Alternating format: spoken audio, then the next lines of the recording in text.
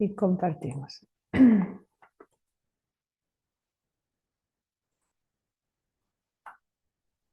Abrí el PowerPoint, ok. Bueno, vamos a ver qué nos dice objetividad bien teórico. Seguimos cinemática de los medios continuos. Bueno, vamos a ver objetividad. Yo estoy siguiendo el mismo orden que está en el libro de Borkin y Marcela.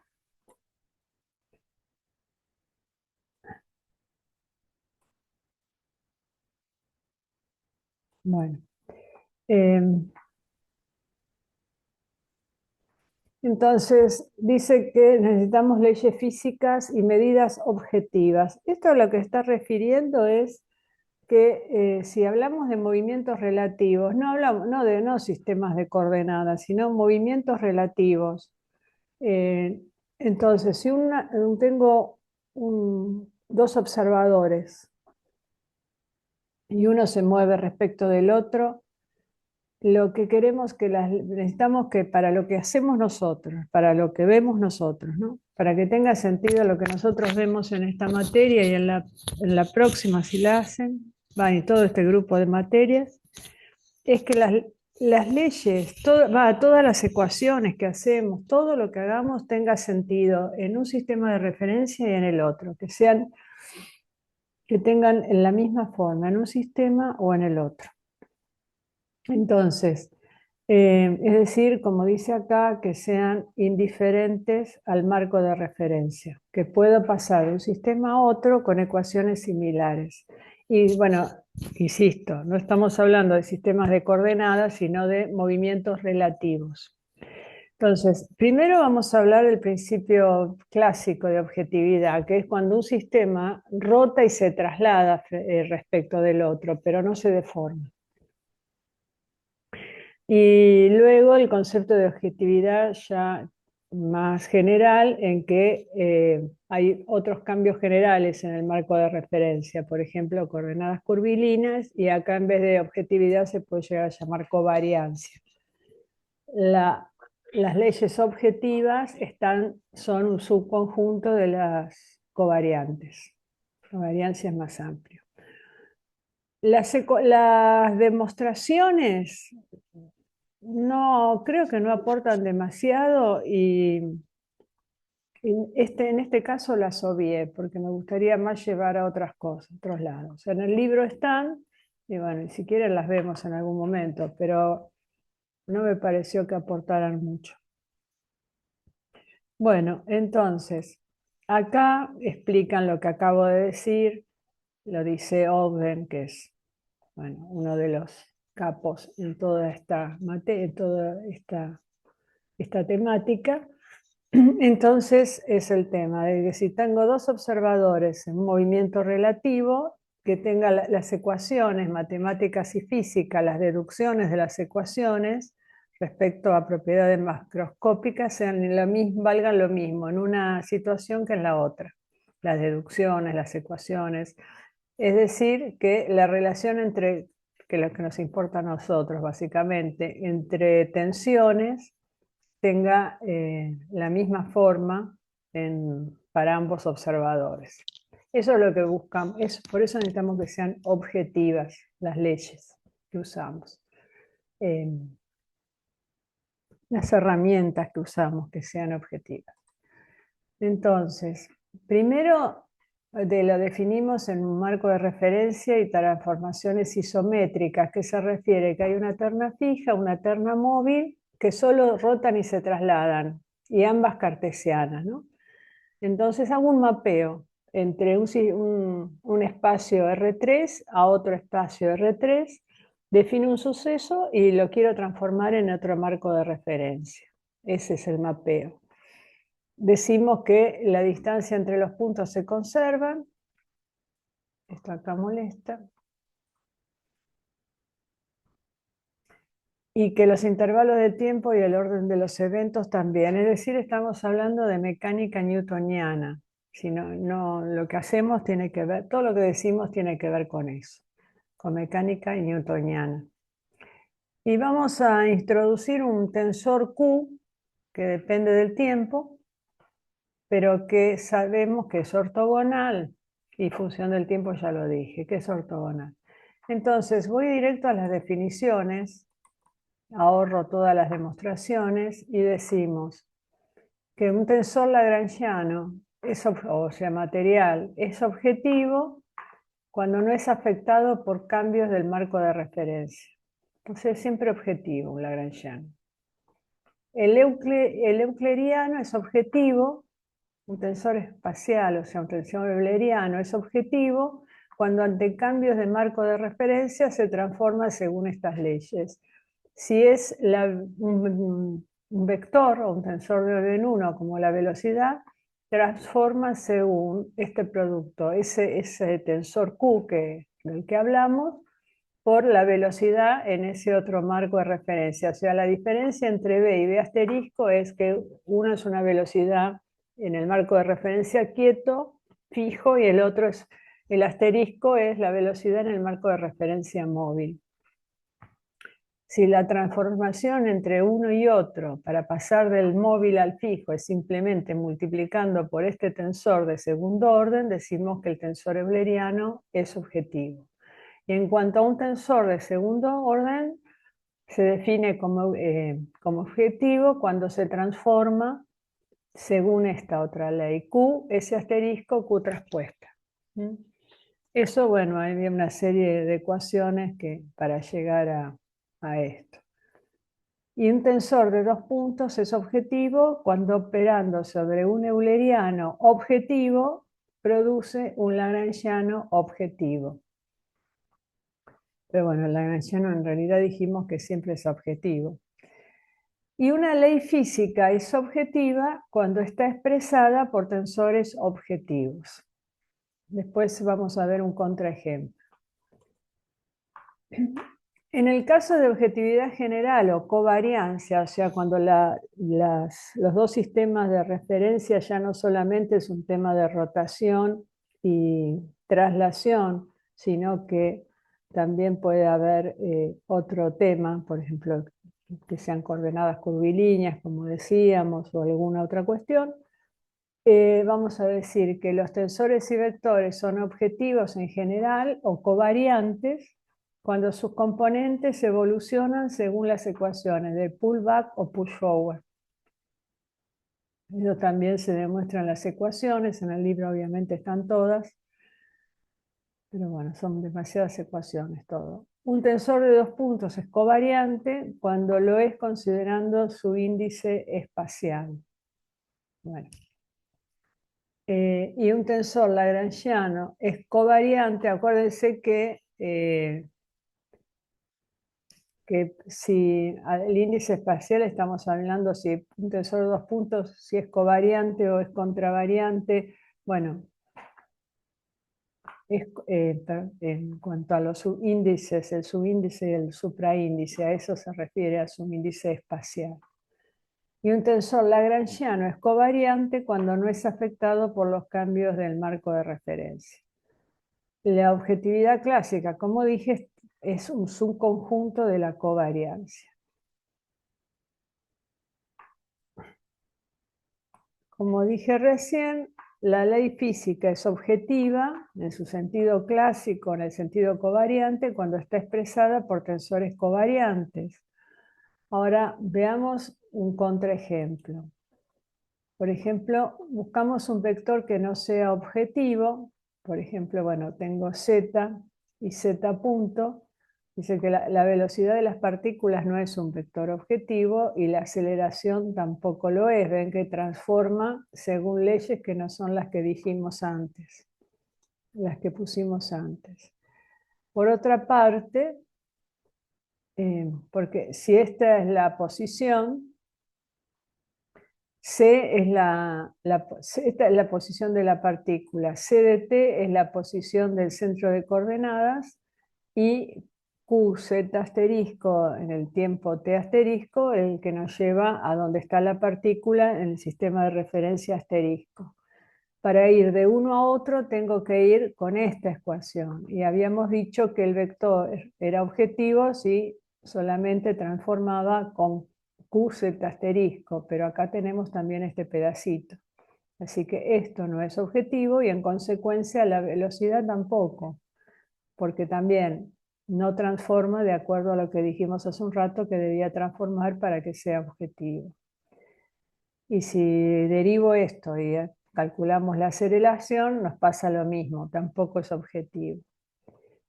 Y en cuanto a las fuerzas, son tensores objetivos espaciales. Una fuerza, como dice acá, aunque parece que fuera una E en vez de una F. Como siempre. Perdón, ¿eh? Siempre me molesta este coso de...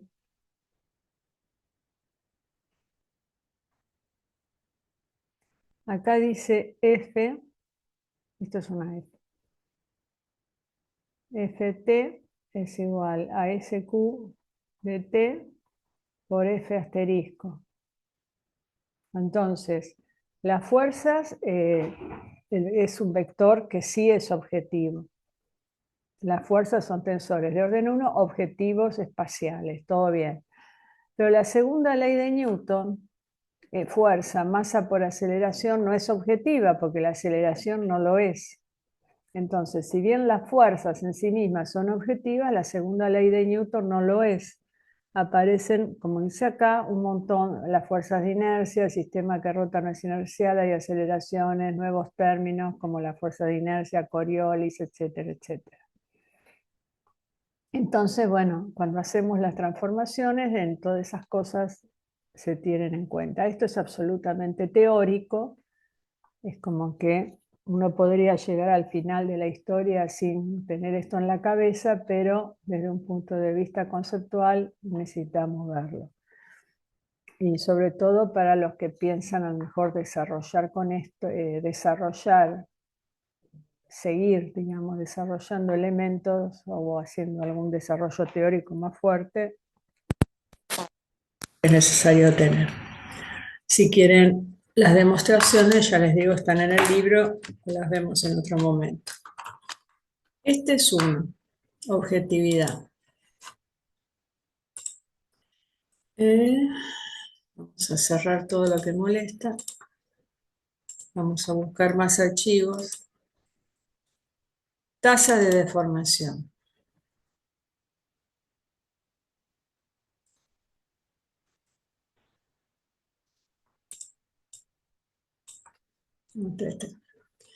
Entonces, se trata de la evolución temporal en la configuración espacial, en realidad. Dice, en secciones previas presentamos una descripción estática de los medios continuos, dado una configuración espacial y una de referencia. Desarrollamos herramientas para relacionar ambas configuraciones. Por ejemplo, el tensor gradiente de deformación, las medidas de deformaciones, etc. En esta sección se estudia la evolución cinemática de la configuración espacial. Entonces se introducen las tasas de deformación de diferentes tensores. Así que, bueno, acá también venimos a hacer unas cuantas ecuaciones. ¿Dónde meto yo esto? No sé cómo hacerlo desaparecer eso. Entonces vamos a ver distintos elementos de lo que estuvimos viendo hasta ahora, como el tensor gradiente de deformaciones y otros, las derivadas temporales de todos ellos y las relaciones que hay entre las diferentes tasas de deformación. Bueno, tenemos el tensor gradiente de deformaciones, si se acuerdan, es la derivada de XA, o sea, de la coordenada en el sistema espacial respecto de la coordenada en el sistema de referencia y sus dos vectores base. X tiene un pie en cada configuración, en la espacial y en la de referencia. Lo derivamos. Si derivo esta ecuación respecto del tiempo, derivo esto respecto del tiempo y me queda la parte de arriba, derivada de x a t respecto de t, me queda la derivada parcial respecto de x a de la velocidad. O sea, cambiamos x por velocidad y los tensores base quedan lo mismo. La segunda parte de la derivada es el término, este término que es la componente del tensor de formación, por la derivada del vector base del temporal, porque el vector base en la configuración de referencia, la derivada es nula, porque ese es fijo. El que tiene derivada es este. Entonces tengo la derivada de GA y acá una derivada compuesta, la derivada de GAT respecto de XB, o sea, del sistema de coordenada en T, por la derivada de XB, X del sistema de coordenada T respecto de T. Y el tensor espacial me queda igual. Esto obviamente me va a dar una velocidad que es v sub b. Esto queda tal cual, la derivada de BA respecto de x0a.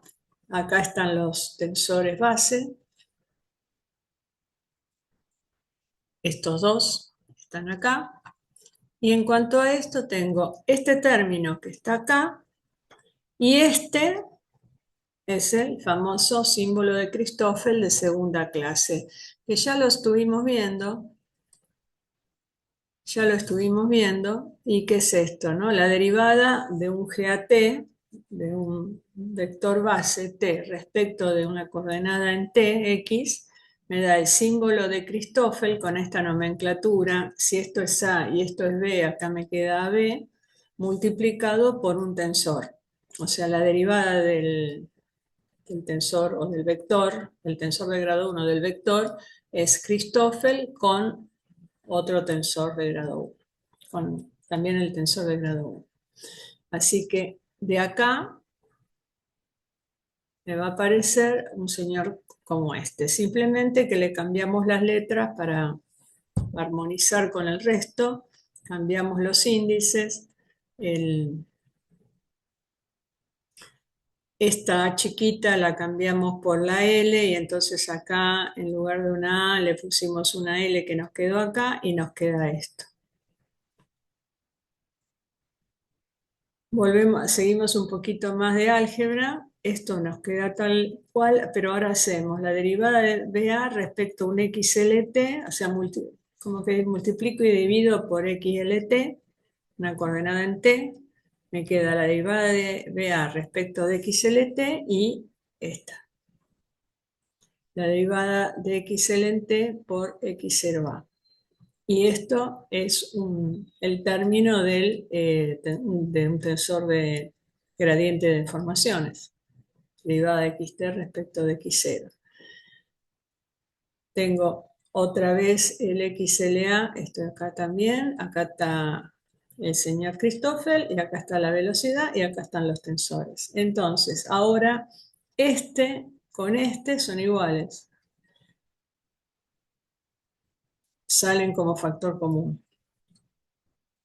Y acá adentro me quedó la derivada de BAT respecto de XLT más Christoffel por la velocidad en B. Todo eso lo solemos llamar, como dice acá, no sé qué hacer con esto.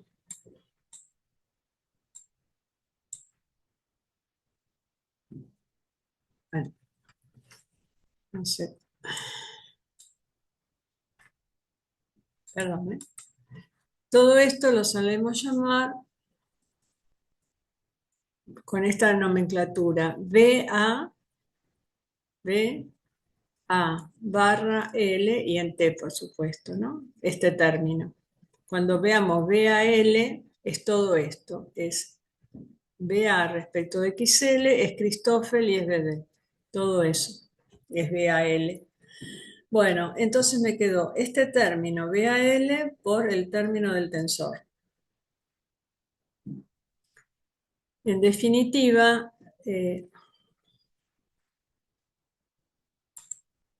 Si se fijan acá, el módulo el módulo de la derivada de x del tensor es BAL por el módulo del tensor. O sea, el módulo de la derivada es BAL por el módulo del tensor.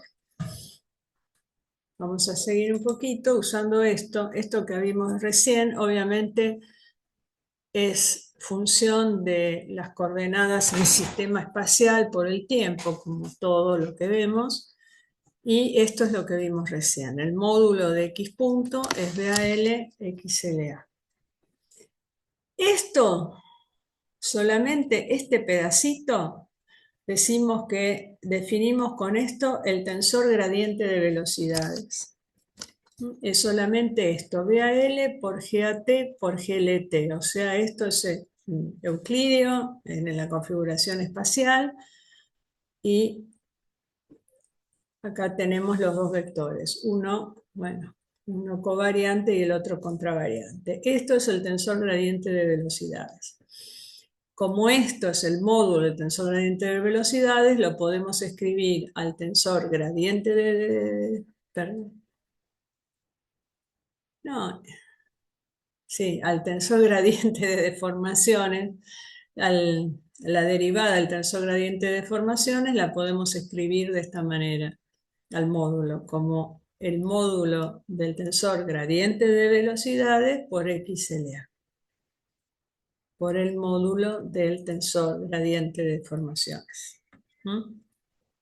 Entonces, en forma de tensores tengo, bueno, vuelvo a BAL o a LAL, es lo mismo, por XLA, por los tensores. Acá, X punto, tengo un pie en cada lado, entonces tengo un GAT por GA0. Es decir, que el X punto es L, que es el gradiente de velocidades, por X, que es el gradiente de deformaciones. Y esta es la derivada material. La derivada material la vimos, no sé, segunda, tercera clase, y esto es la derivada material de, o sea, en donde se tienen en cuenta las velocidades. Esta es la derivada material del tensor gradiente de deformaciones. O sea, esto es la primera derivada material que encontramos, la primera tasa, porque cuando se refiere a tasa de deformaciones lo que se está refiriendo es a esto, a la derivada en definitiva. Bueno, hay que acordarse de todo esto. Bueno, entonces tenemos un tensor euleriano que es tasa de deformación y un tensor euleriano que se llama spin. ¿De dónde salen esos? De acá. Descomponemos el tensor gradiente de velocidad, el que vimos recién, L, en la suma de un tensor simétrico y otro antisimétrico. El tensor simétrico es D, que lo llamamos tasa de deformación. Y el bueno, que es un medio de L más L traspuesta. Y el antisimétrico lo llamamos W, o omega, bueno, lo voy a decir W. Menos, que es igual al menos W traspuesto, es antisimétrico y es un medio de L menos LT. Todos definidos en la configuración espacial. Estos son eulerianos. Entonces, L es la suma de estos dos, uno simétrico y uno antisimétrico. Después vamos a ver por qué estas cosas, estos señores, cuando veamos tensiones, aparecen. Porque nosotros vamos a ver 4 o 5, ahora no me acuerdo, diferentes formas de expresar las tensiones según sean en configuración espacial, en configuración de referencia, según le hagamos un pullback o dos pullback o un pullback. Tenemos distintas formas y para expresar las potencias, que son fuerzas por velocidades o tensiones por velocidades, las vamos a, en algunos casos va a aparecer D y en otros casos va a aparecer L. Así que, digamos, la semana que viene vamos a ver qué hacemos con estas cosas. Ahora vamos a ver qué pasa el R punto. Vamos a buscar el R punto, el tensor rotación.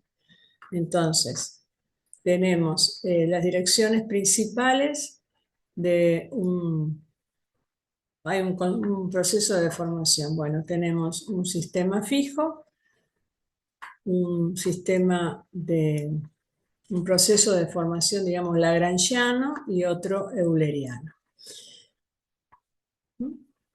El RLT0 con R0T, de esa forma llegamos al euleriano. O sea, esta es la deformación, esta es la fase final. ¿Se acuerdan cuando habíamos visto el proceso de multiplicación de Lie?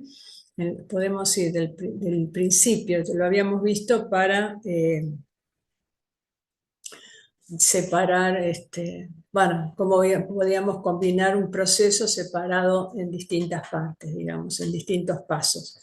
Y bueno, podemos ir del paso inicial, del paso 0 al paso T, directamente con un R euleriano, o podemos ir con un R lagrangiano a un sistema T0 que ya abarca parte de esta deformación, de todo este proceso, y con otro R podemos llegar al parte final euleriano. O sea, acá descomponemos el movimiento.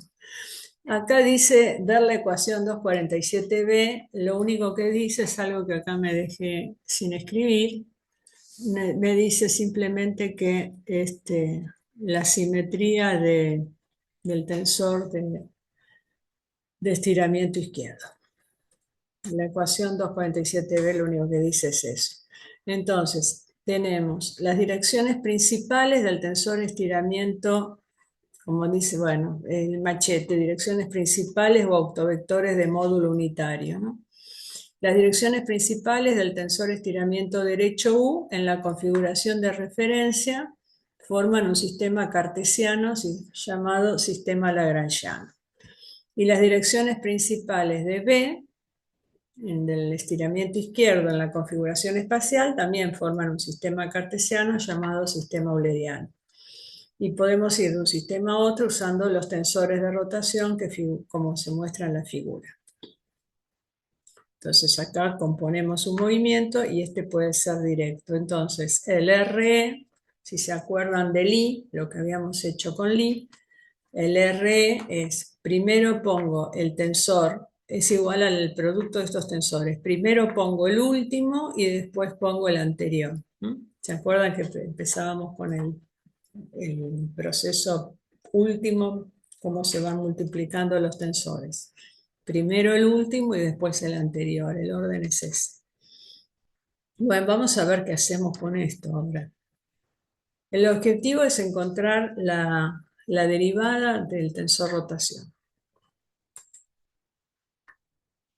Entonces, esto es lo que vimos recién, que RE es igual a R por RL. Bueno, dejémoslo acá por un momento y vamos. Dos rotaciones consecutivas, una R que va de 0 a T más delta T. A T más delta T es igual a un R que va de T a más delta T por un R que va de 0 a T. O sea, este movimiento surge de la composición de estos dos. 0 a T, T a T más delta T. La derivada de R, por definición, me queda que es la derivada, va el límite para delta T tendiendo a 0 de este R menos la métrica por diferencial T. Dividido diferencial T multiplicado por R. Esa es la definición de la derivada de este tensor. A esta parte, al límite de delta T por esto, lo llamamos omega R, tasa de rotación o velocidad de rotación. Es este pedazo, lo definimos de esa manera. Con lo cual, el R punto es igual a este omega R por el R que va de 0 a T. Tensor espacial, el omega es un tensor espacial, Fíjense que acá solamente me aparece la G espacial, omega es tensor espacial y R, como habíamos visto, es tensor de 2 puntos. Entonces, de la misma forma que R punto es omega R por R de 0 a T, el R punto lagrangiano es el omega 0T lagrangiano por el R 0T lagrangiano, y el R punto euleriano es el omega euleriano por el R. Lo habíamos, esto es claro, a este le pusimos, a este va directamente con la T, es un tema de nomenclatura. Entonces acá definimos R punto. Seguimos. Como los tensión, bueno, por un lado definimos R punto. Eso, si en algún momento lo llegamos a necesitar, por un lado definimos la derivada material del tensor rotación. Ahora vamos a ver qué pasa con el omega. R, si ustedes se acuerdan, es ortogonal, o sea que el R traspuesta es igual a la inversa, por eso R traspuesta por R es igual a la métrica, es decir, a la identidad. Entonces, repetimos lo que vimos recién, R punto es omega R por R0T. La derivada, perdón, el R punto traspuesto, nada más transpongo esto, me queda R primero y el omega R traspuesto aparece después. Entonces, ¿ahora qué hago? Ahora derivo la 216, derivo esto. Tengo la derivada de un producto y la derivada de G0 respecto de T es 0, así que este es el 0 que me aparece de este lado y derivo este producto, R punto traspuesto por R más R traspuesto por R punto. Y hago uso de estas dos, ecuaciones, de esta y de esta. Entonces, R, donde figura R punto, pongo omega por R. R punto traspuesta, perdón, pongo esto. R traspuesto por omega traspuesto. Y dejo R tal cual. Y acá que me aparece R traspuesta queda tal cual, y acá que me aparece R punto, pongo esto que está acá. La 2,105. Sacando factor común de ambos lados, acomodando un poco el tema y sacando, o sea, transponiendo una parte, no, transponiendo nada, saco este afuera, me queda, acá tengo R traspuesta por omega por R. Acomodo esto, acá también tengo R traspuesta por omega R por R, los acomodo y pongo factor común izquierdo, R traspuesta, factor común derecho, R, y me queda R traspuesta por esta suma del omega traspuesto más omega por R. Y acá, digo, para que todo esto sea cero, no siendo cero R, o sea, existiendo la rotación, para que todo esto, el producto de todo esto sea nulo, no siendo nulo R, porque si no, no tiene mucha gracia, nos queda que lo que tiene que ser cero es lo que está acá, esta suma. Es decir, que omega R más omega traspuesto R tiene que ser cero. Por lo tanto, el tensor espacial tasa de rotación es antisimétrico. De la misma forma, si particularizo en lagrangiano y euleriano. Entonces, primera gran historia, este tensor rotación es antisimétrico. ¿Vamos bien por ahora? Ok, bueno. Sí. Gracias. Sonó así una voz medio, ay, bueno, sí. Fue el mejor sí que te pude largar. Bueno, es denso. Bueno, Ahora seguimos con las relaciones entre los tensores. Seguimos con R igual a R por RL, o sea, lo que vimos antes, y hacemos una transposición. Me mando, bueno, multiplico por traspuesta en ambos lados. Como R por R traspuesta es la identidad, me queda que en definitiva R es igual al RE por el RL traspuesto. Acordándonos de R punto igual a omega por R, derivamos esta ecuación, considerando esto. Entonces, derivo la parte izquierda. En vez de R, me queda el omega por R. O sea, esta es la derivada de la primera parte. Este sería el R punto E.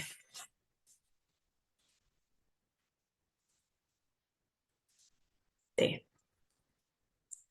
Y ahora derivo este producto. Me queda la derivada de R, que es omega R, por el RL, más el R por la derivada de RL, que es omega por R. Premultiplico por R traspuesto y posmultiplico por R traspuesto. Pre y posmultiplico por ambos dos. Primero hago acá, acá pasé claro, está bien. Este pedazo lo pasé para este lado, para la izquierda. Es lo que tengo acá. El omega E por RE menos omega R por RL de un lado y del otro lado me quedó esta parte. R por omega L por RL. Acá sí, pre y post multiplico por R traspuesta en ambos lados. Está acá y está acá y está acá y está acá. Y tengo en cuenta el tema de que el R por el R traspuesto me da la identidad, en este caso, esto de acá es la identidad, y que R por RL es R. Entonces, otra vez, saco factor común R traspuesto y me queda el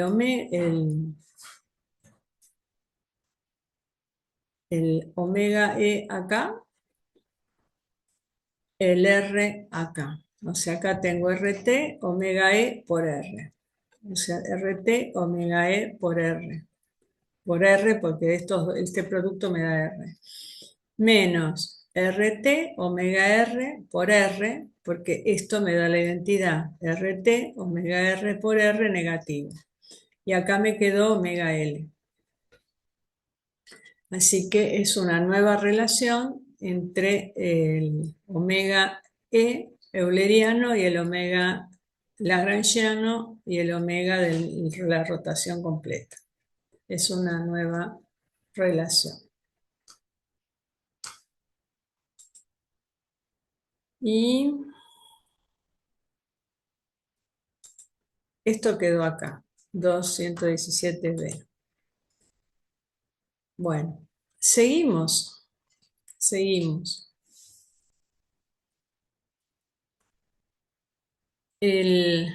Volvemos acá, yo uso el rojito, XR por U.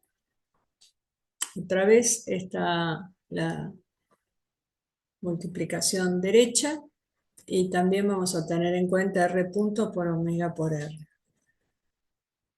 Derivo X, el tensor gradiente de formación, lo derivo y aparece el LX que vimos en algunas figuras más atrás. Y el LX, por un lado, es la derivada de esto, y por otro lado, derivo R por U. Entonces me queda R punto por U más R por U punto. X punto es L, X lo vuelvo a reemplazar por RU, y de este lado de la igualdad, me quedó R.U más RU punto. El R, sí, el R, multiplico todo, posmultiplico, acá está, posmultiplico por la inversa de U, y me queda LR, entonces U por U inversa, este se va, me queda LR sobre este lado, R punto, la U también se va, y me queda R por U a la menos 1. Perdón, por U punto. Por U punto, por U a la menos 1, que es este de acá. En consecuencia, ahora posmultiplico por R traspuesta, lo que dice acá. Posmultiplico por R traspuesta. Entonces, R traspuesta, R por R traspuesta es la identidad. Esto me queda solamente L. Acá me quedó R punto por R traspuesta, que sería omega R, si nos fijamos acá. Si yo multiplico ambos lados por R traspuesta, R por R traspuesta es la identidad, y acá me queda R punto por R traspuesta igual a omega R, que es lo que me quedó acá. Más R por U punto por U a la menos 1 por el R traspuesta. Y estos dos, haciendo un poquito de álgebra, que no la vamos a hacer ahora, también, así como antes separamos L en su parte simétrica y en su parte antisimétrica, podemos separarlo de esta manera. Nos queda esta ecuación R traspuesta por D por R, que es un medio de U punto U a la menos 1 más U a la menos 1 por U punto, y la segunda ecuación nos queda R traspuesta por W menos omega. Por esto, yo sé que esto debería ser omega, pero la llamo W para llamar omega a la grandota. Me queda menos W menos omega por R. Un medio de, bueno, acá esta diferencia. Entonces, esta ecuación la puedo derivar también en estas dos partes. Acá es simplemente que hay que hacer un poquito de álgebra poniendo las definiciones que vimos antes de D, de W. Bueno, tenemos estas dos. Lo que es interesante es que, y no hay que olvidar, que U es el proceso, es igual a la identidad al iniciarse el proceso de formación. Al iniciarse el proceso de formación, U es igual a la métrica, la identidad. Pero solo acá tiene que tener las dos rayitas, no sé si se ven. U es igual a la identidad al iniciarse, cuando inicia el proceso de formación. Entonces ahí el tensor estiramiento derecho es igual a la identidad, pero solo cuando inicia. Acá volvemos a decir lo mismo. De lo anterior, al iniciarse, si cuando se inicia U es igual a G, me va a terminar quedando de toda esta ecuación, todo esto igual a 0. Al iniciarse el proceso de formación, U es igual a la identidad en configuración de referencia, por lo tanto su derivada va a ser nula, por lo tanto todo esto va a ser igual a 0 y en consecuencia W va a ser igual a omega, que es lo que decimos acá. El U es igual a G0, implica que W es igual a omega. Pero esto es solo al inicio, solo cuando está comenzando el proceso.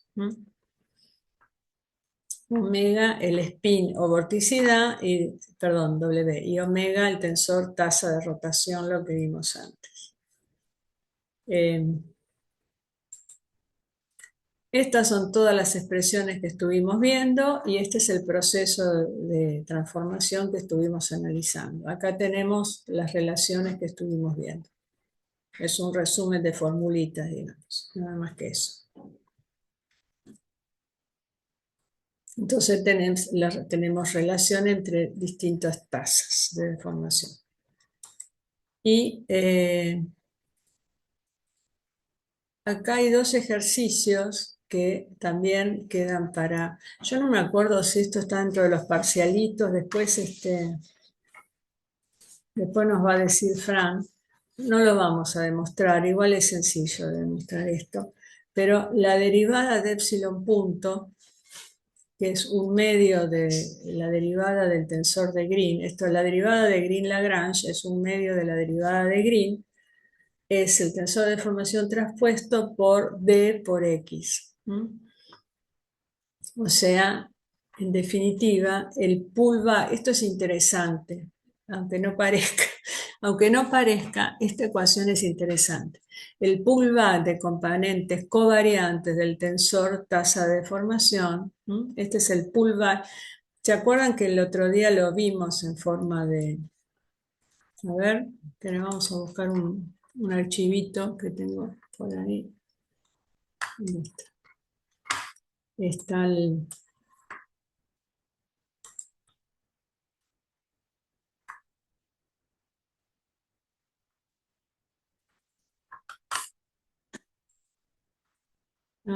perdón.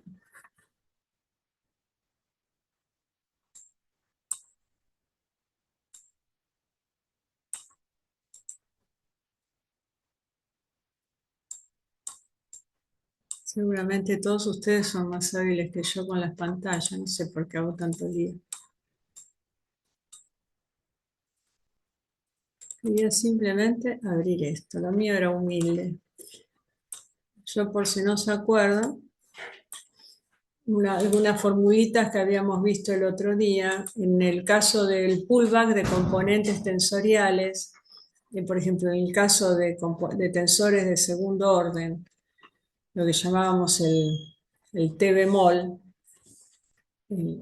componentes covariantes, lo definíamos de esta manera esto en la configuración de referencia, es el tensor en la configuración espacial, por las componentes del tensor de deformación o gradiente de deformación, que escrito de otra forma, pero siendo la misma historia,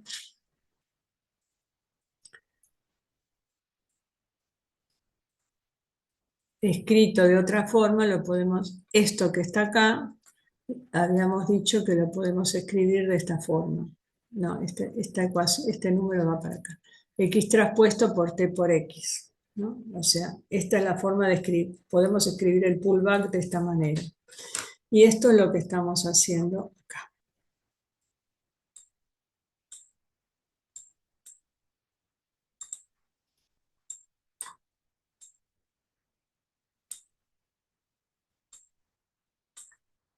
Entonces, este es el pullback de la tasa de deformación. Y resulta que el pullback de la tasa de deformación se puede demostrar, lo dejo para vosotros, ya insisto, no sé si están los parcialitos o no,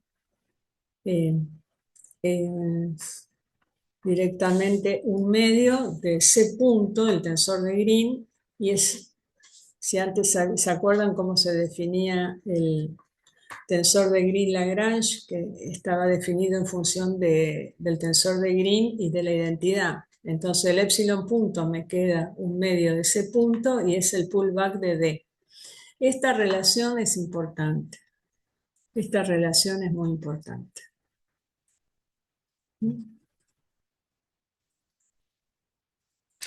Y después hay otra relación que también nos va a aparecer más adelante, que es en un sistema de coordenadas cartesiano fijo, el tensor de deformación de Henke, que en algún momento lo descompusimos en función del...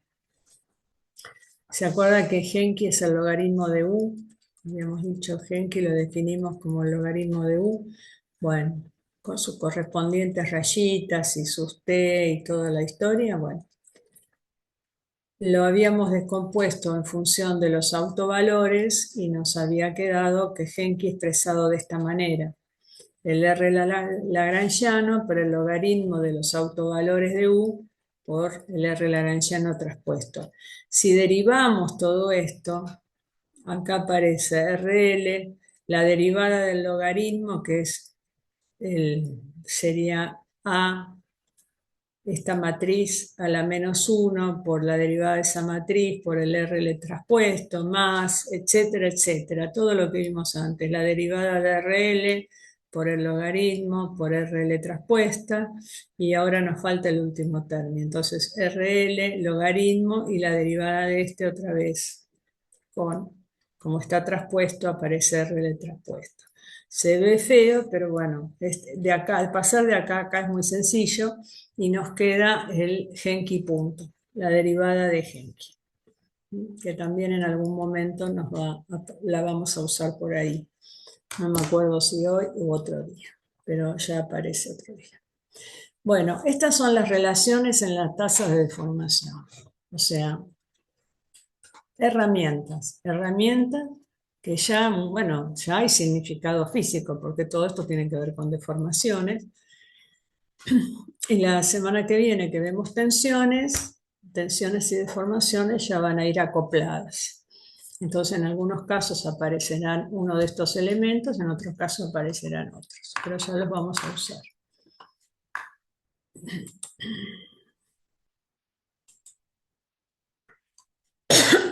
Perdón. Bueno, ¿están en condiciones todavía?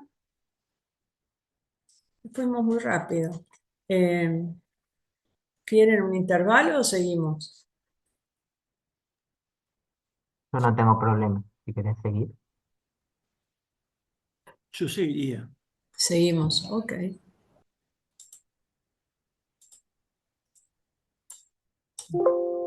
Sí, pues después viene el gran Fran también.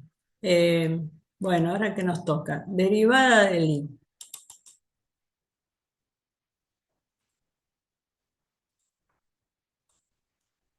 Otra vez hay que tener, hay que acordarse, hay que tener presente los pullback, push forward y toda esa historia, porque la derivada del I es un push forward de un pullback. Así que tenemos que tener en cuenta esta expresión, cuando hacemos pullback de vectores, de componentes contravariantes o covariantes de vectores, que lo podemos expresar de esta manera también, y el pullback de las componentes contravariantes y de las covariantes, lo que vimos el otro día. Por un lado tenemos que tener en cuenta esto porque la derivada del I de un determinado vector, un determinado tensor, es un push forward de la derivada de un pullback. Eso es lo que llamamos derivada del I. Y en el caso de tensores de segundo orden, acá las expresiones de los pullback y de los pull forward, tenganlas a mano, para si no se acuerdan. ¿Y acá qué? Acá es el pullback, acá es el push forward. Bueno, acá es lo mismo, pero nada, esta no importa, porque es subiendo y bajando los índices, porque estamos multiplicando por las componentes de la métrica, y esto lo usamos, en algún momento lo vimos, y también lo vamos a ver ahora, en algún momento nos va a aparecer, cuando hacemos el push forward de las componentes de la métrica. Nos va a aparecer la inversa de Finger, del vector de Finger, y el push forward de las componentes de la métrica, pero contravariante, nos va a aparecer Finger. Componentes de la métrica, push forward de componentes de la métrica, nos aparece la inversa de Finger o Finger directamente. Eso lo vimos cuando vimos pullback y push forward. Y ahora nos va a aparecer en un ratito, eso aparece. Entonces, seguimos con cinemática de los medios continuos y vemos la derivada del I. Se aplica sobre tensores eulerianos. Después vamos incluso, creo que ya acá lo digo, si derivo tensores objetivos con la derivada de Lie, obtengo tensores también objetivos. O sea, la derivada de Lie no me cambia eso, no me cambia esa propiedad, la objetividad. Entonces, y se aplica a tensores eulerianos. Y por definición, porque es el push forward de un pullback, y un pullback lo tengo que hacer sobre tensores eulerianos, así que solamente lo puedo hacer derivada de Lie de eulerianos. Y con la derivada de Lie hallamos tasas objetivas, es una derivada temporal que asegura que si tomo un tensor objetivo, su derivada también lo es.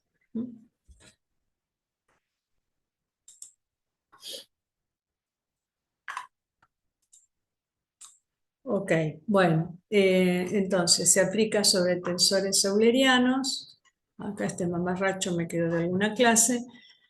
Y la definición es esta. La derivada de Lie de un tensor T, cualquier tensor T, de general, pues puede ser un tensor de orden 1 o de orden 20, es el push forward. Acuérdense que el phi con el asterisco abajo es push forward, o sea, es para adelante, es llevar adelante la derivada respecto del tiempo de un pullback. Un pullback es traer para atrás, por eso solamente puedo hacer pullback de componentes, bueno, de componentes de tensores eulerianos, de tensores que habitan en la configuración espacial.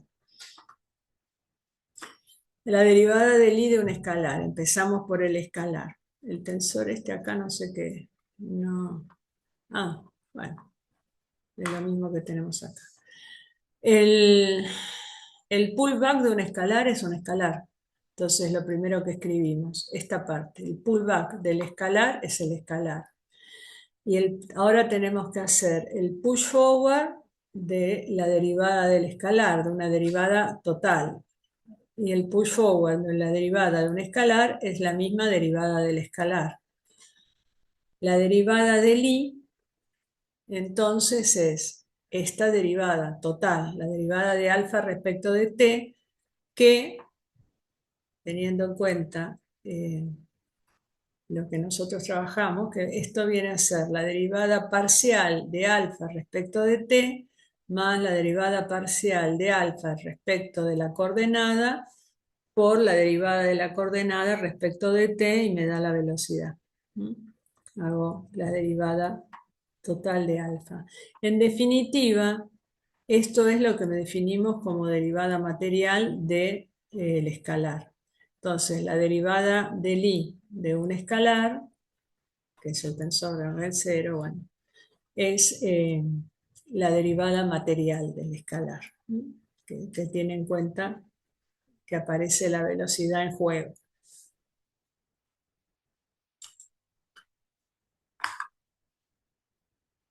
Ahora, la derivada del I de un vector. Y es acá donde aparecen que tendríamos que tener en cuenta las definiciones de pullback, pull forward que vimos recién. Otra vez, el pullback de un tensor de grado 1, o sea, de un vector. Empezamos con el pullback de componentes covariantes de un cierto vector B, que es el B bemol, y es lo que vimos, bueno, acá está vuelto a copiar lo que vimos antes. El B bemol es la componente BJ del tensor en T por la componente del tensor de formación. Lo puedo escribir como B por X.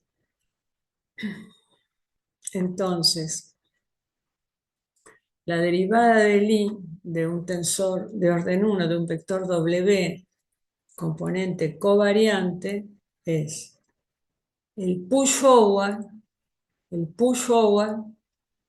de este pullback, de esta derivada de un pullback. El push forward de un vector aparece el x a la menos 1.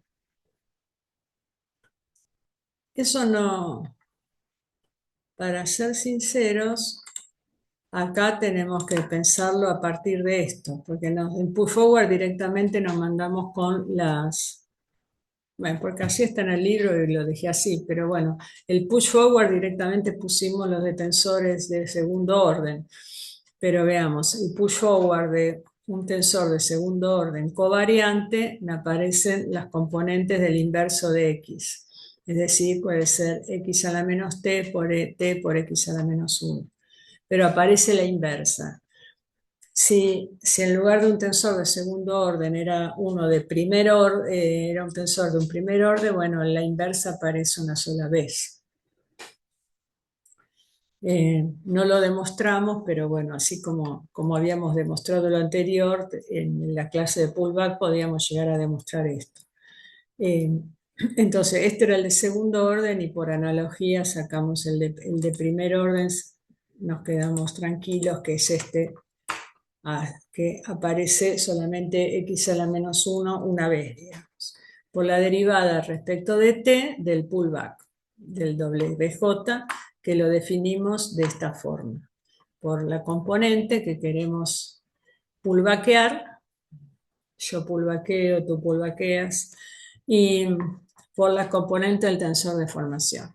Entonces, tengo el x a la menos 1, lo tengo acá. La componente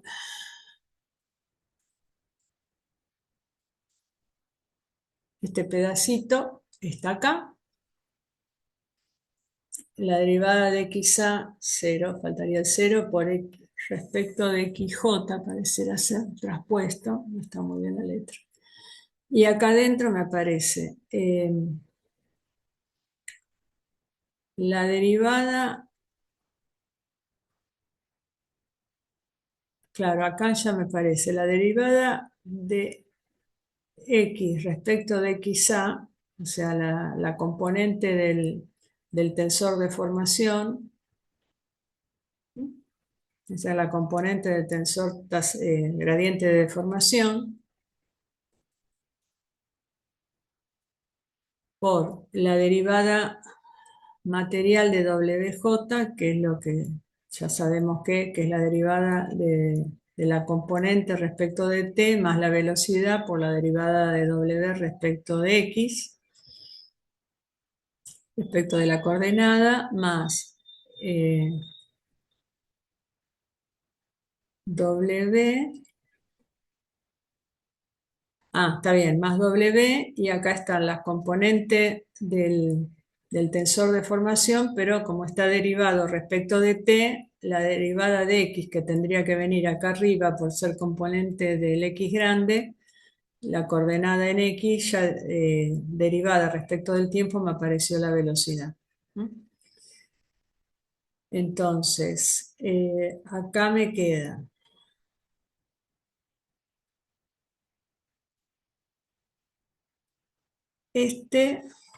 eso yo hice un pequeño lío hoy y ahora me olvidé de nuevo que hice. Esto lo meto acá adentro y me queda, claro, está bien.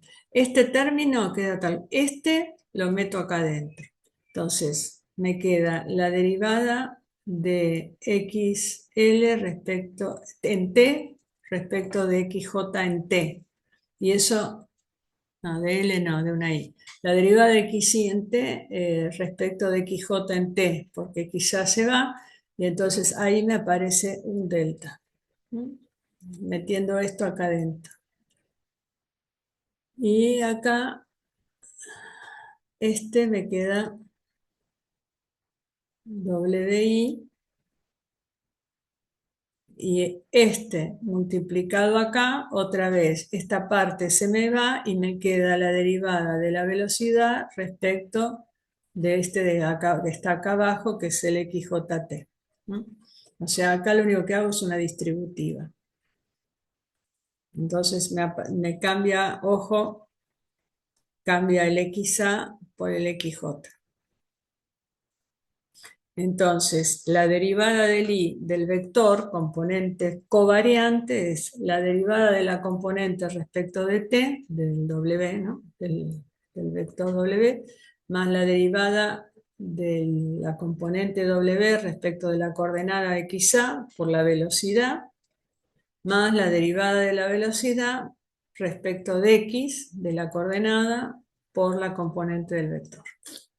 Esa es la derivada del i de un tensor, de un vector, de un tensor de grado 1.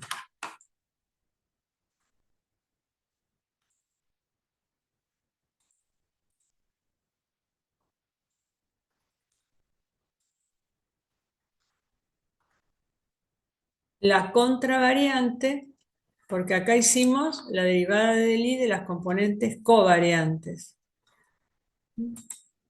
¿Se acuerdan que pullback lo hacemos de componentes covariantes por un lado y de contravariantes por otro? Y bueno, en consecuencia el pull forward también. Y cuando teníamos tensores, además teníamos las componentes covariantes, las contravariantes y las mixtas. Bueno, acá vamos a las componentes contravariantes de un vector. Lo que sí sabemos es que el producto de las componentes covariantes por contravariantes me da un cierto número, son números. Son números y el producto de dos números me da un número. Entonces, ahora hago producto de derivadas, le aplico al i las mismas reglas de derivación. Entonces, la derivada del i por la componente contravariante por la componente covariante más la componente covariante por la derivada del i de las componentes contravariantes y me queda la derivada de alfa. La derivada de alfa la vimos hace un ratito. Eso por un lado. Haciendo un poquitín de álgebra. La derivada de alfa, pero, claro, perdón, no la hacemos como la vimos hace un rato, sino derivando este producto. Entonces derivamos la contravariante por la covariante más la contravariante por la derivada de la covariante. Y ahí sí, haciendo álgebra, teniendo en cuenta que la derivada de las componentes, haciendo un poquito de álgebra, que no lo hacemos ahora, me queda que la derivada del i contravariante es el w, la derivada temporal parcial de la componente del vector contravariante, más la derivada de la componente del contravariante respecto de la coordenada por la velocidad, menos esta componente contravariante por la derivada de la velocidad. De acá a acá, bueno, hay que hacer un poquito de álgebra, un poquito de pasaje de términos y llegamos a esta parte. Entonces, acá resumimos las dos. Tengo las derivadas del i de componentes covariantes y de componentes contravariantes. Siguiendo el mismo procedimiento, llegamos a que las componentes mixtas de la derivada del i de un tensor euleriano, todo esto que tengo acá, bueno, no lo vamos a leer.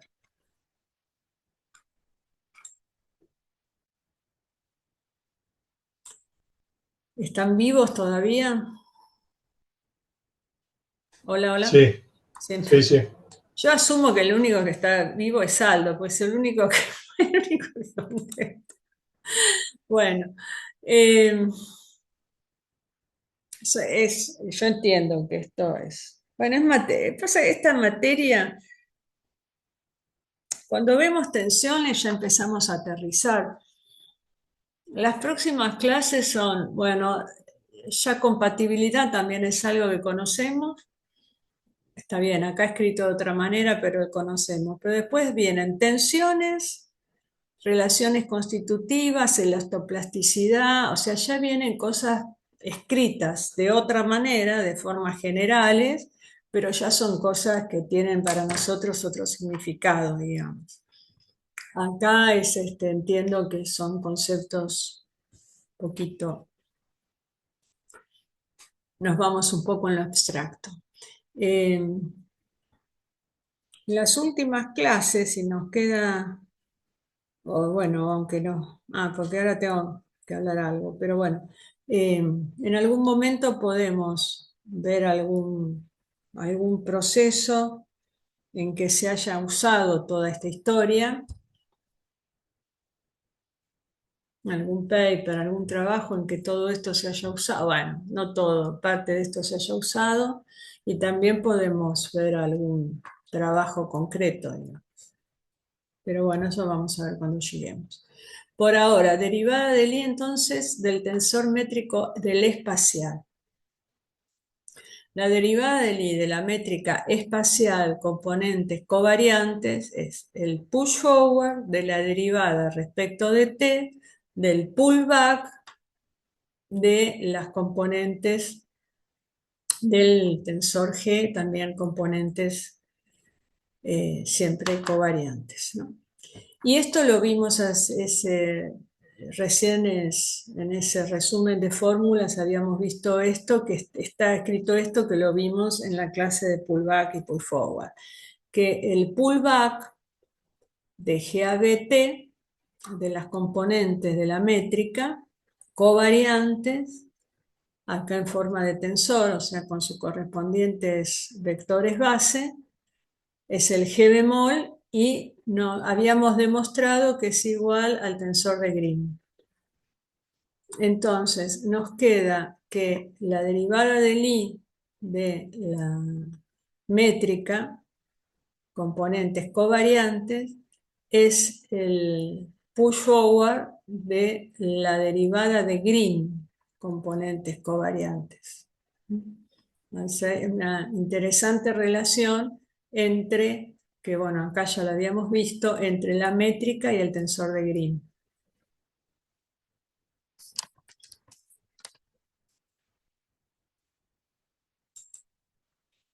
O sea, esto es lo que vimos recién. De acá, en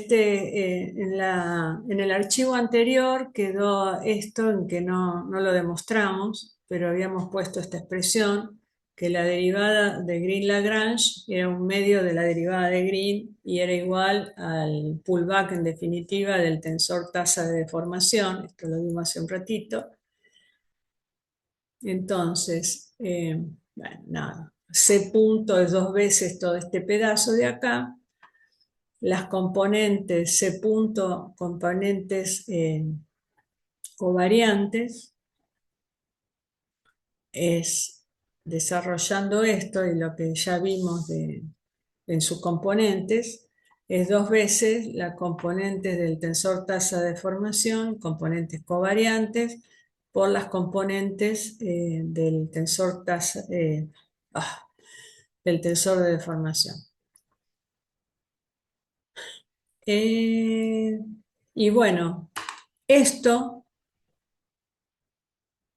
si vemos de nuevo las expresiones de pullback y de push forward, esto nos dice, esta expresión es el push forward del M, de D, de las componentes del tensor tasa de deformación.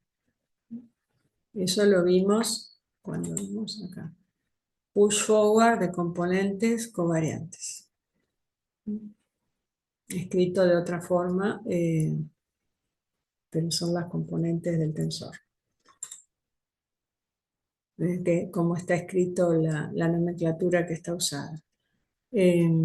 Bueno, entonces, la derivada del I de G, de la métrica componentes covariantes, es 2 veces la tasa de deformación componentes covariantes. Hay una relación. Entonces tenemos, por un lado, la relación que vimos recién, que G lo podemos decir que la derivada de la métrica nos queda igual al pullback de... Estoy diciendo al revés, perdón, yo también me confundo. Al push forward de C punto, y acá estamos diciendo que C punto es igual al pullback de... Claro, ¿qué estoy diciendo? Del pullback de las componentes de deformación, que es lo que vemos acá, el pullback. Es esta expresión de acá. que vimos. Con lo cual, la derivada del I de la métrica son las componentes covariantes de aparece 2 veces la tasa de deformación.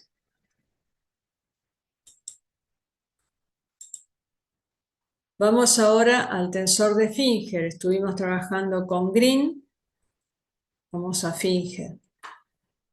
La derivada del I contravariante del tensor de Finger, componentes contravariantes. O sea que me queda el push forward de la derivada respecto de T, del pullback de las componentes contravariantes de Finger.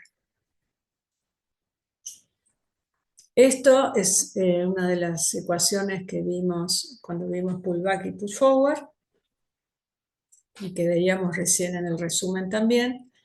Entonces decimos que el push forward de las componentes de la métrica contravariantes, con sus vectorcitos base también en la configuración espacial, son las componentes del tensor de formación. Acá es GAB para hacer un cambio simplemente un cambio de índices, multiplicamos por la métrica contravariante y nos queda Finger.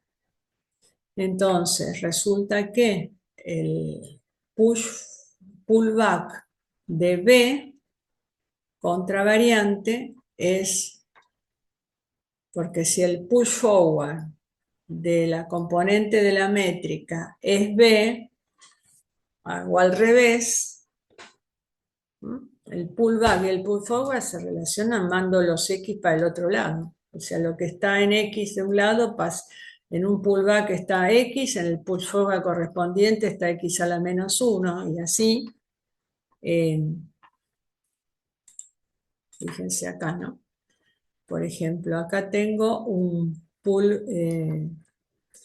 pullback de componentes contravariantes y me aparece la inversa. X a la menos 1 por T por X a la menos T. El correspondiente push forward, nos venimos para acá. Si este es un pullback de contravariantes, el push forward de contravariantes es este. Y fíjense que, en definitiva, están relacionados.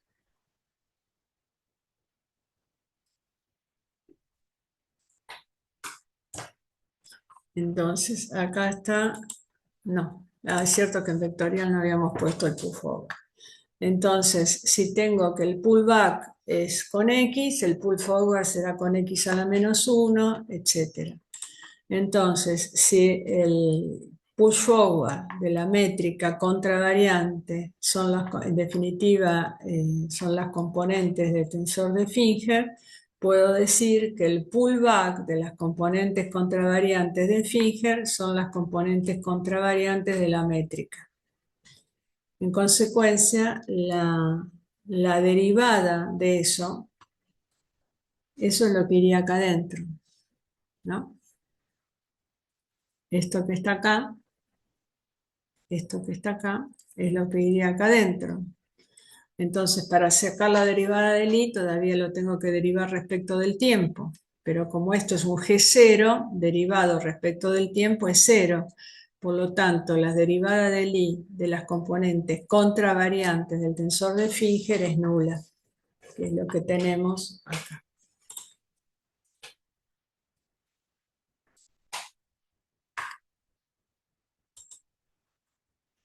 Bueno, esto creo que ya lo dijimos, de tensores eulerianos covariantes, o objetivos. ¿Se acuerdan que los objetivos eran un subconjunto de los covariantes? Los objetivos estábamos en dos sistemas de referencia, no cambio de coordenadas, sistemas de referencia. Un sistema fijo y el otro era que se trasladaba y rotaba nada más.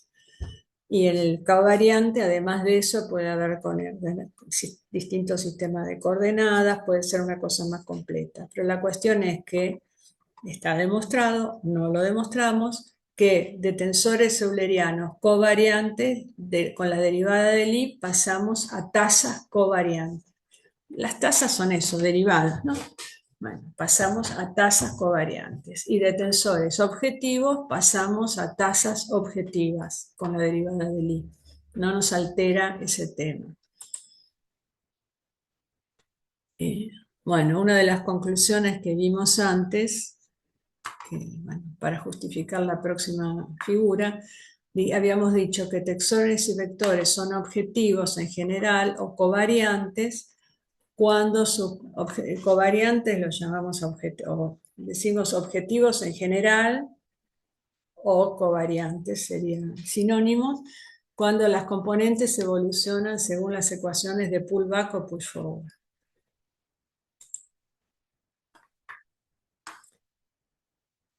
Teniendo en cuenta eso, vemos que este es un ejercicio del libro.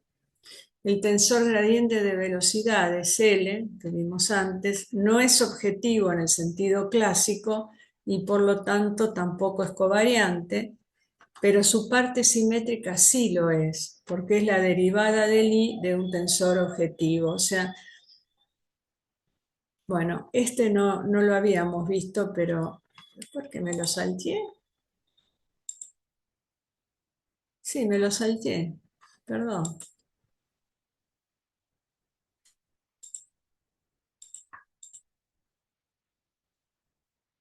Bueno, perdón, voy para atrás, no sé qué hice acá, me salteé esto, pero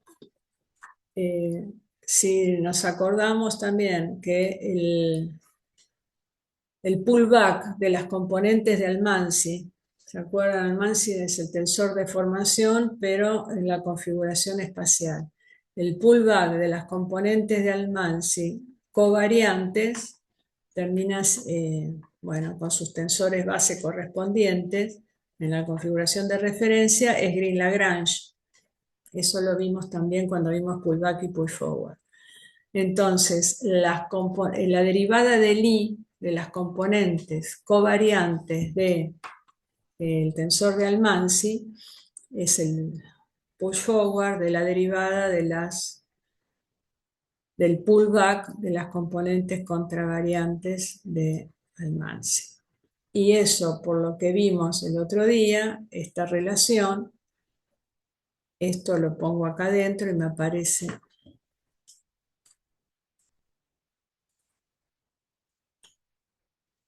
esto, viene acá adentro, entonces termina siendo la derivada respecto de t de Green-Lagrange, o sea que la derivada del I de Almansi es el push forward de la derivada de Green-Lagrange, covariante. Y acabamos de ver, ya me confundí ahí, perdón, habíamos visto esto, que la derivada de la métrica era 2D y J, partiendo desde acá, de esta relación, lo que vimos hace un momento. Bueno, entonces acabamos de ver que epsilon punto es un medio de C punto, esa fórmula vimos antes, C punto y J vimos que era todo esto, o sea, C punto y J covariante es el pullback de 2 veces la componente de la tasa de deformación covariante. Entonces, epsilon punto es un medio de C punto, o sea que epsilon punto es esto que está acá.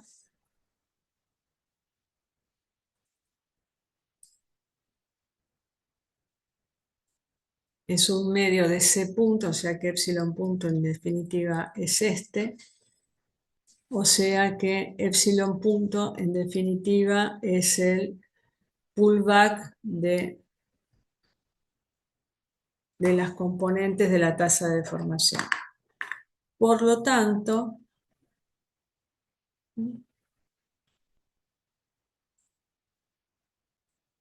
la derivada del I, que es el push forward de epsilon punto, termina siendo las componentes covariantes de la tasa de deformación. Bueno, si tienen dolor de cabeza, yo lo entiendo perfectamente. Bueno, así que esta es una relación que tenemos entre Almansi y la tasa de deformación. Bueno, esto era porque lo veníamos acá. Esta la vimos acá, esto es lo que vimos recién acá. Estas dos las vimos recién. Entonces, lo que acá estábamos diciendo es que el tensor gradiente de velocidades no es objetivo. Eso lo habíamos visto.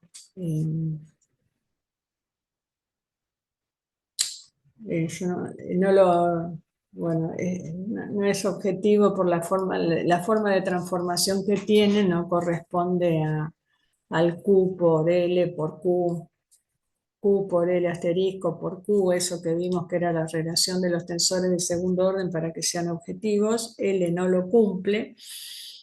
En el libro eso está esa ecuación, acá creo que no la dijimos. Y entonces, si L no es objetivo, tampoco es covariante, pero la parte simétrica del tensor tasa de formación de este tensor L sí lo es, porque es la derivada del I de un tensor objetivo. Entonces, como este sí era un tensor objetivo, entonces como D es la derivada del I de un tensor objetivo, puedo decir que D es o sea, la tasa de deformación es objetiva. Lo mismo puedo decir, bueno, ya sea viniendo de Almansi o viniendo de la métrica. Entonces, el tensor tasa de deformación viene de una derivada del I, por lo tanto podemos asegurar que es un tensor covariante u objetivo. Y si un tensor no es covariante, si un tensor determinado no es covariante, no puede venir de una derivada del I, de un tensor covariante. Simplemente porque la derivada del I lleva de covariante a covariante o de objetivo a objetivo.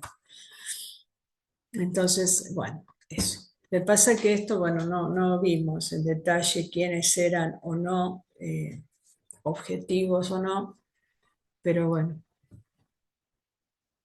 habíamos visto que sí Almansi era un tensor objetivo, está puesto por ahí, aunque hoy no lo vimos, está dentro de ese capítulo. Bueno, esto es con el tema de objetividad, todo eso. Además de lo de objetividad, vimos todas las fórmulas de las derivadas del I. Y lo único que hay que tratar de hacer es no marearse demasiado con los pullback y los pull forward.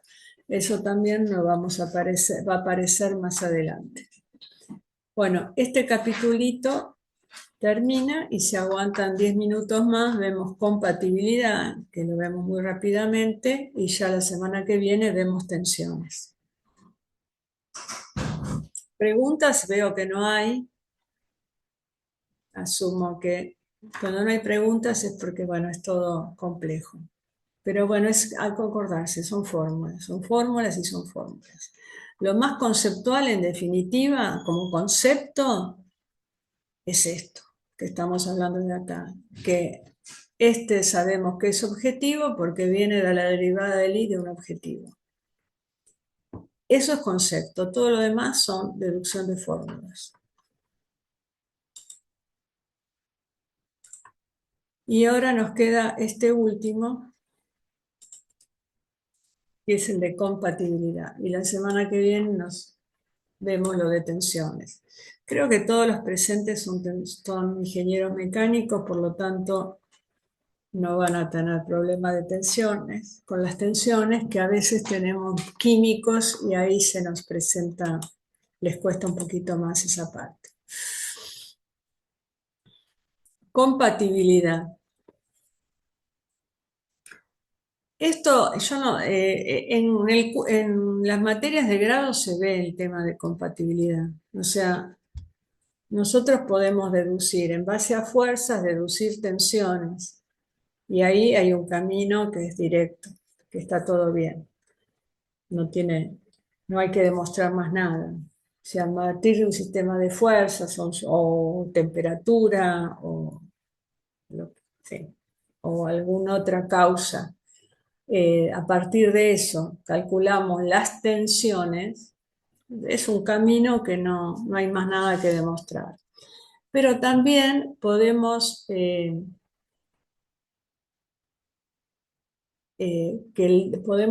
nos puede suceder que el dato sean las deformaciones, podría pasar eso, que el dato sean las deformaciones. Ahora, esas deformaciones no pueden ser, están relacionadas entre sí. Yo no puedo meter cualquier deformación, de cualquier manera. Las deformaciones y sus derivadas tienen relaciones entre sí, que se tienen que cumplir.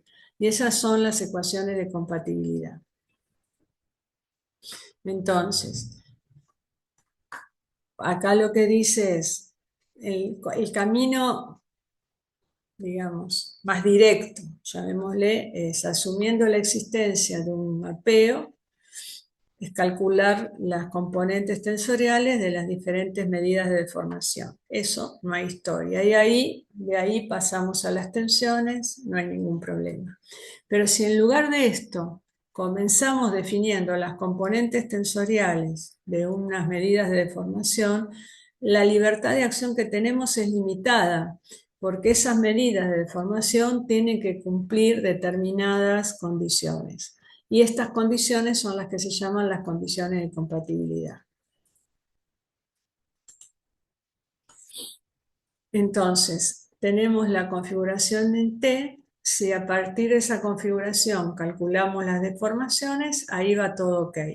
Pero si a partir de las deformaciones queremos ver qué pasó en la configuración, ahí es donde tenemos que tener en cuenta las condiciones de compatibilidad.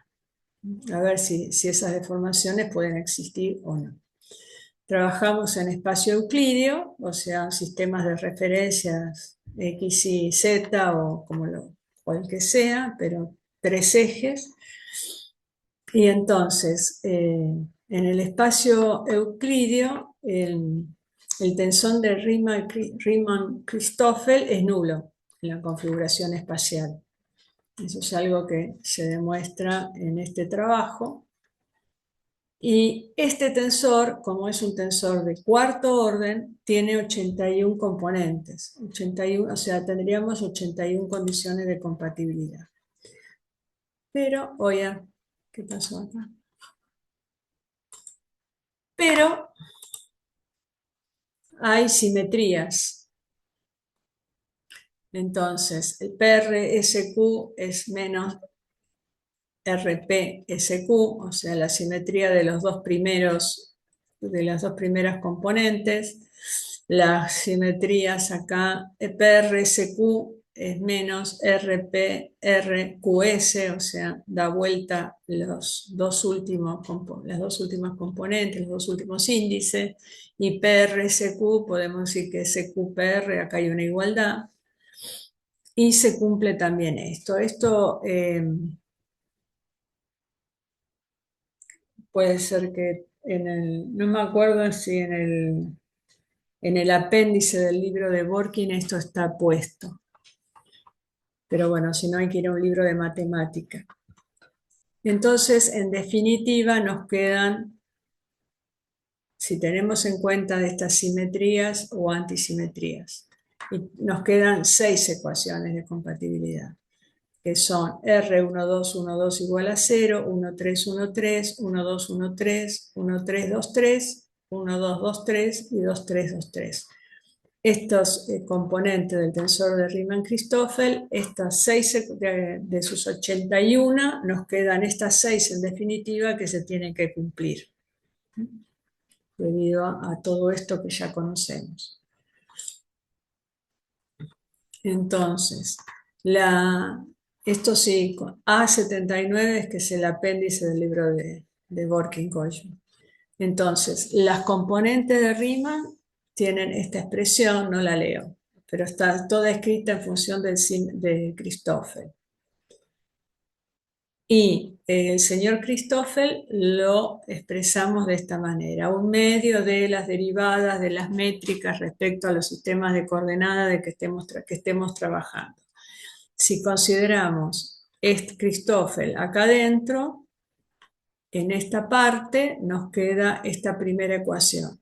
No lo vamos a hacer, pero bueno, es así. Los omega grandes son los símbolos de Christoffel de primera clase, correspondiente al sistema de coordenadas XAP. Ok, entonces nos quedó esta expresión.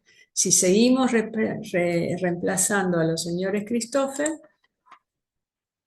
nos queda esta ecuación que a nadie se le va a pedir que la escriba de memoria y que representa las componentes de la ecuación tensorial R igual a 0. Ojo, este R es un tensor de cuarto orden, nada que ver con el tensor de rotación, que es de segundo orden.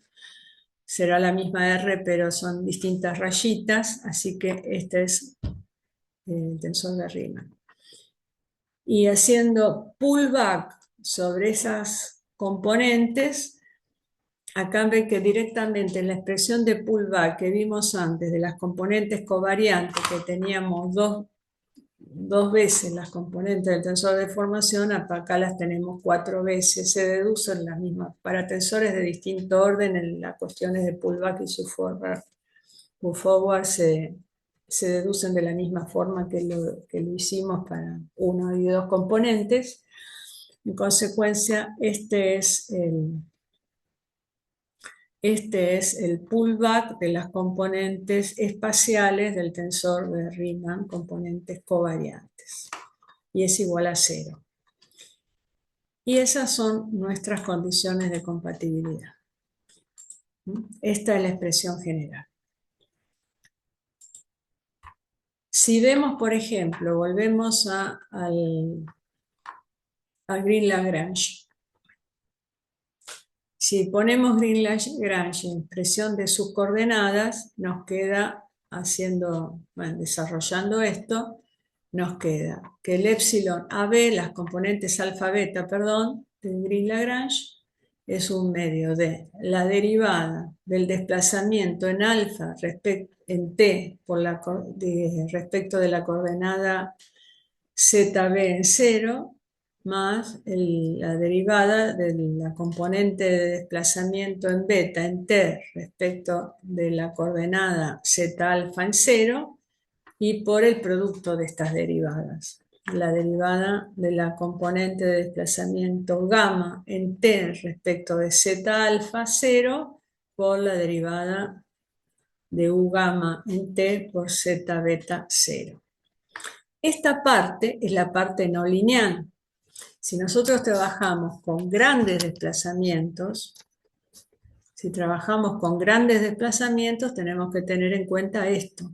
Esto lo vimos hace una o dos clases, que esta es la parte lineal y esta es la parte no lineal del tensor de deformaciones de Green-Lagrange.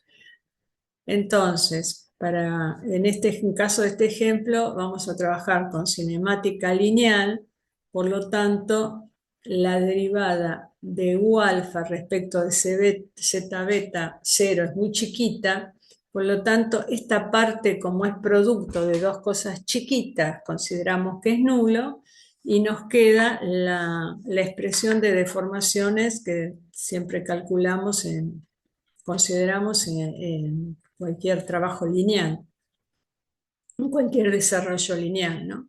Epsilon xi es un medio de la derivada de u respecto de y más la derivada de b respecto de x, etc. Bueno, componentes del tensor de formación infinitesimal. Entonces, vamos a ver esta es la relación, la expresión de Green-Lagrange lineal.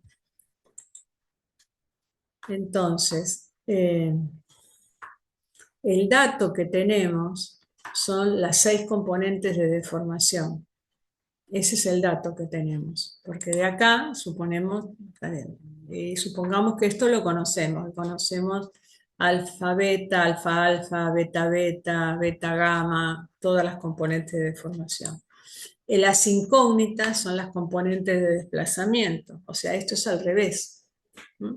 el camino usual es a través de desplazamiento calcular deformaciones. Acá sería a través de deformaciones calcular desplazamientos. Entonces, las ecuaciones que se tienen que cumplir, las condiciones de compatibilidad que se tienen que cumplir es derivando la expresión que vimos antes, la derivada segunda nos quedan las derivadas segunda de la componente alfa beta respecto de zeta gamma, respecto de zeta delta, etcétera, etcétera, etcétera. Nos queda la derivada segunda del tensor de las componentes de Green. Esto es de la fórmula que estuvimos viendo antes de Riemann. Y en un sistema de coordenadas generalizadas es esto mismo escrito acá, porque es la derivada de las componentes AB respecto de la CD, de las componentes de Green AB respecto de las coordenadas CD, etcétera, etcétera. Esto, bueno, en coordenadas más que generalizadas, en coordenadas cartesianas. Y esta es la condición de compatibilidad que deberían cumplir. Esto aplicándole Green-Lagrange, las fórmulas que vimos para Riemann. No lo vamos a demostrar, el tema es tener el concepto. En un problema general, no sé si lo tienen presente, pero en teoría matemática de elasticidad lo vemos eso. En realidad para un problema contamos con 15 ecuaciones en general, que después si usamos o no usamos las 15 se ve en cada caso. Pero en realidad tenemos 15 ecuaciones con 15 incógnitas en general. Tenemos en un problema tridimensional, tenemos las 6 incógnitas tensiones, sigma xx, sigma xy, sigma y, etcétera, etcétera. Tenemos las 3 incógnitas de desplazamientos, v, w, y las 6 incógnitas de deformaciones, epsilon xy, epsilon xz, epsilon y, etcétera, etcétera. Y el problema general son las 15, tenemos 15 incógnitas y las 15 ecuaciones tenemos las 6 relaciones tensión-deformación, que son las relaciones constitutivas, que ustedes las conocen para los problemas lineales y que para este caso las vamos a ver dentro de 2 o 3 clases. Y tenemos las relaciones de formación-desplazamiento y las 6 ecuaciones de compatibilidad.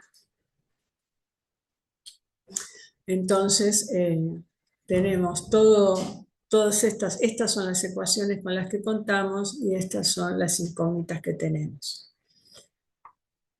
Bueno, la relación tensión-deformación la vamos a ver dentro de poco, las de deformación-desplazamiento, digamos que ya las vimos, y las de compatibilidad es lo que acabamos de ver. Bueno, con esto, si no hay preguntas, se acaba esta parte de la película.